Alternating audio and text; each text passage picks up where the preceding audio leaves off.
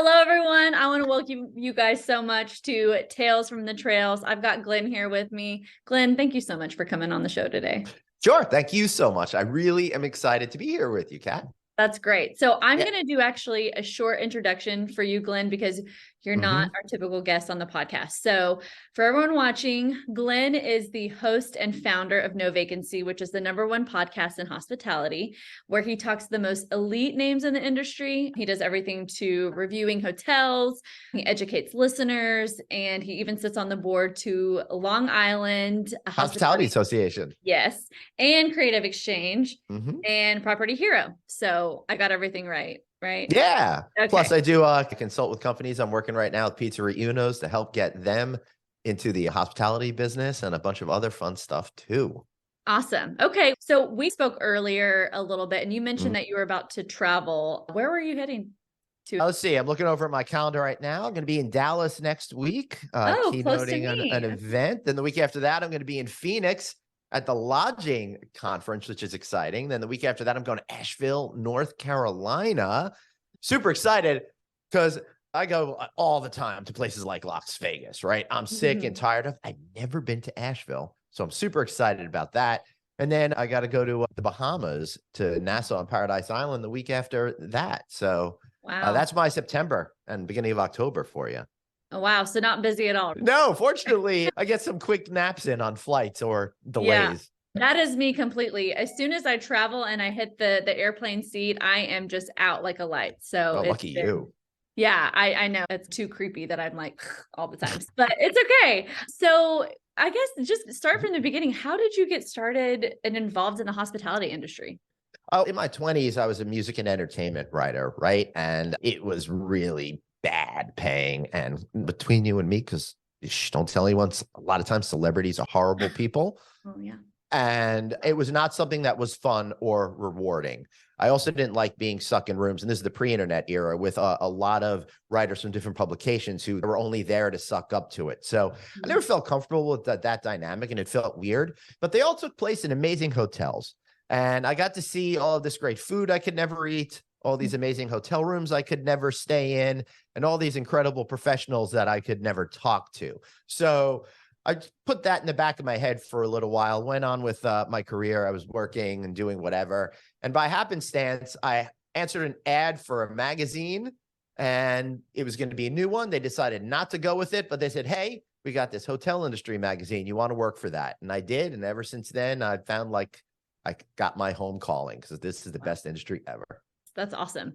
Okay, so take us through a little bit more. Then you transitioned to podcasting. I mean, how did you transition to being a hospitality podcast host and an influencer? All right. So the non-serious answer is I got really tired of writing. I could only peck on that keyboard so many times. Right. But the truth of the matter is, I think in everybody's career, you go through a lot of changes. And during that journey, you learn new things. And sometimes you wind up ending up somewhere completely different than where you expected if you have an open mind and an open heart and are open to opportunities. So one of the things I started to see is the universe started to change. This is going back about 12 years now. And I was starting to listen to podcasts, and I was really enjoying this medium, maybe because I grew up loving the AM radio and the talk shows and that sort of stuff, and staying up late at night and listening to those kinds of things. So the podcasting, the idea of a long form conversation that's more in depth and more meaningful, was really attractive to me.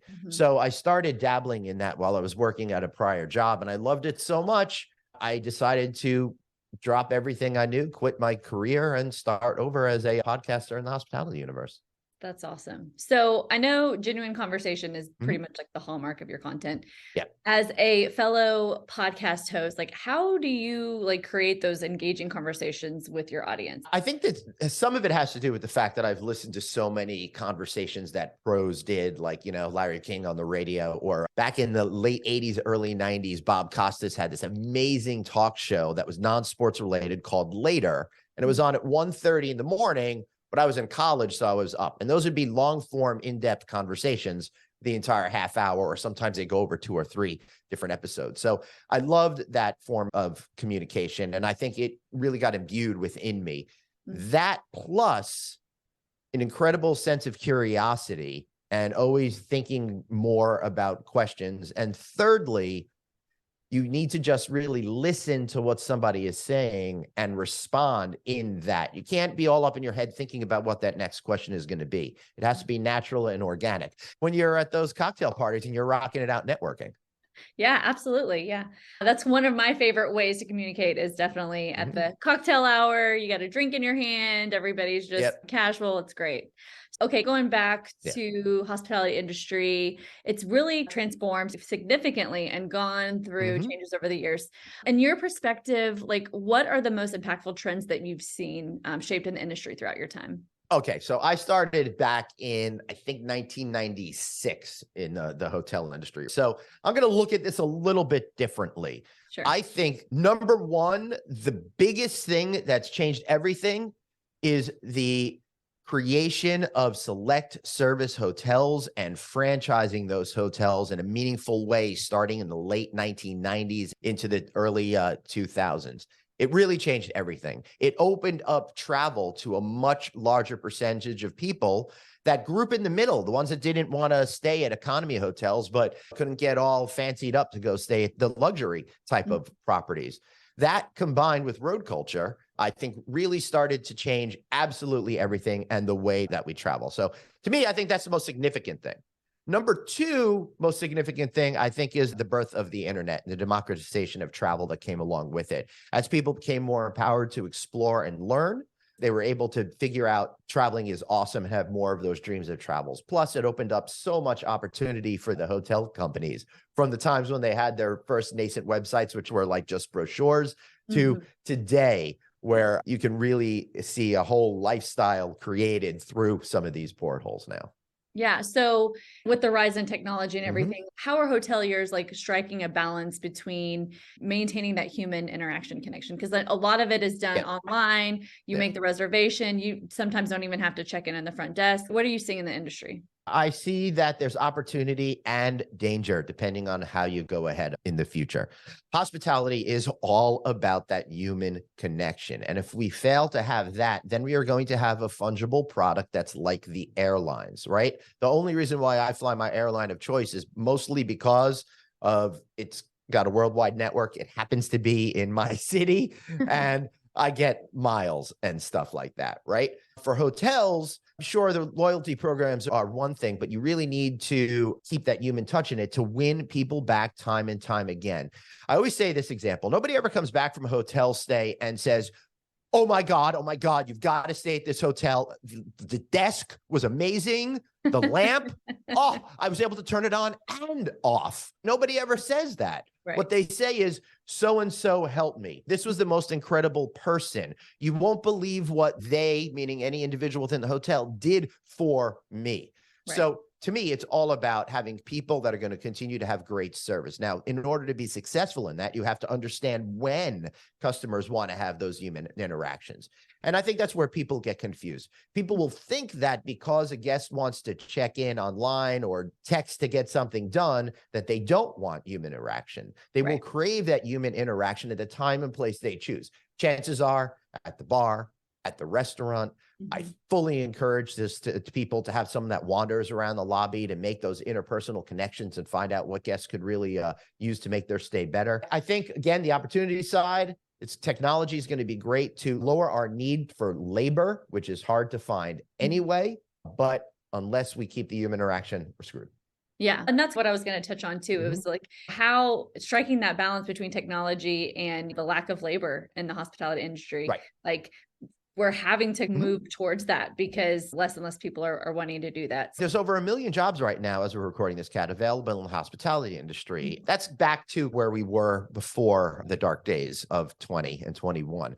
But the fact of the matter is the marketplace has shifted and a lot of people aren't finding hospitality to be a great job, let alone even understand that it could be a vibrant and profitable career for their pocketbooks and their soul. So we're competing against all these other industries. Now, I'm in the road at events all the time, as those listening heard from what my September schedule is. And I'm talking to hotel owners, operators, and developers all the time. And I'm starting to ask the question of, you've had XYZ jobs open for so long. At what point do you just say this job is never going to get filled again and then rethink things? And that's where the technology aspect could come in. So we could use technology to eliminate some of those things that people don't like to do, is just a waste of human manpower that has nothing to do with those interpersonal interactions. So lots of opportunity going forward. There's new technologies coming out every day, and it's an exciting future with that. Yeah, definitely. So speaking of kind of technology, what are some of the effective technologies that you've been seeing on the road? I know that I went to a hotel conference recently and there's robots out there, but what is really helping the hotel industry? Things that remove friction from the customer process and from delivering service. No smack against robots. I think they are going to serve a great thing in the future, such as if I need towels, it'd be great to have a robot deliver that, right? But I think it's really about those technologies that make the guest's life easier. People can't stand waiting online, so the check-in thing is great for them, right? So that's just one example right there that I think we can do. If we could take out more friction from the booking process, if we could figure out how to create on the leisure side full packages of experiences that go along with everything, that's great. Just yesterday on No Vacancy Live, we interviewed Jennifer Barnwell. She's the president of Curator Hotel and Resort Collection. And they just included all these different experiences now on their websites in conjunction with the hotels. It's great to remove the friction in the sense that I'm going to a cool place. Oh, I didn't know that I could go and do this organic cooking lesson with a great chef here in Napa Valley, right? That sort of thing. Click. Now I've done it. So that removes the friction. On the owner and operator side, technology is being great, such as how the texting service with the guests. That way someone doesn't have to keep answering the phone. That's a real win on both sides. It doesn't really remove human interactions. It just speeds up stuff to get to that human interaction. So that reduces time and labor. Another great tool that hoteliers are really focusing on is workforce solutions that optimize schedules and figure all of that stuff out. So instead of having somebody that has to come in for 8 hours, it might be 4 hours this day and 4 hours another day, which by coincidence might work for their schedule because they want to have a more flexible lifestyle. Yeah. Definitely. Yeah. And I know that with Salesforce Customer 360 and that sort of thing, you can also really capture really the customer experience, what they like and they don't like. A lot of the things too, with going back and forth with what you were talking about booking. And there's so many times where we're getting all of those like junk emails, and when you can really capture. Yeah. I know exactly what you're saying, Kat. And referring to what Salesforce is doing, that's great, because the more knowledge that you have, then that becomes actionable insights. And there's a disconnect in the larger hospitality industry. And it's great to see that Salesforce is doing that, because there's probably more like humans looking at it. Because I'm a human being, I see all of this, I understand the complexity of this, even if I'm just coming into the middle of the story. That'd be great. In the hotel industry, I don't play golf. I've never played golf in a hotel in my life, right? But so don't send you anything. Why do I still get ads for golf? So what that does for me is it turns me off to all the emails that I wind up getting from that particular company. So that's creating extra friction we don't need. So hopefully with some advances in AI over the next 5 years and some smart human beings, we could finally get past that and not waste people's time. Because anytime, we are all suffering from that clutter that you're referring to, Kat, right? The more we can get rid of that, the more opportunity we're going to have. Yeah, definitely. Definitely. I know that you've got like a really busy schedule coming over the next, month and a half, but what are we going to see you in next? I know that you're going to continue the podcast. Is there any exciting projects or anything in the works for you coming up? I don't know. I might just open a show in Las Vegas or something like that, because I'm there for so long. I'm just continuing on. I'm having a great time. I'm in that kind of phase of my career now where I love doing all of this broadcasting and stuff and getting in front of great groups all of the time. But I'm starting to think about my future and what if I can't travel so much anymore. That's why I'm joining these boards. I'm helping do more consulting. I want to do more stuff behind the scenes. And I think the reason why I want to do that is because it's a good balance for me. Yeah. It's very tough to have a on-air personality all the time. People that do it for a living, I don't know how exhausted they get, but it really wipes me out all the time. So I'd like to do some more behind the scenes stuff, but also I think that it's important for people. And I've always loved that education part of everything. And what I've learned in my life is I need to make minor changes every 4 to 5 years, and usually a radical big picture change every 10 to 15 years. So I'm now 8 years into my business of podcasting and doing these videos and being a professional speaker and stuff like that. So starting to think about and formulate what's going to be next over the long term. For me to become a podcaster, it took me a good few years to formulate what I was going to do and then move forward with that. So I encourage everyone out there who's on the younger side of things, think through that. Right. What is your overall goal? And there's nothing wrong with reinventing yourself for every 10 years or so. It keeps you fresh, I think. Yeah, definitely. Yeah. I really appreciate it, Glenn, you coming out here and getting on the podcast with us and talking a little bit about the hospitality industry. It was so much fun. Thanks for having me. Yeah.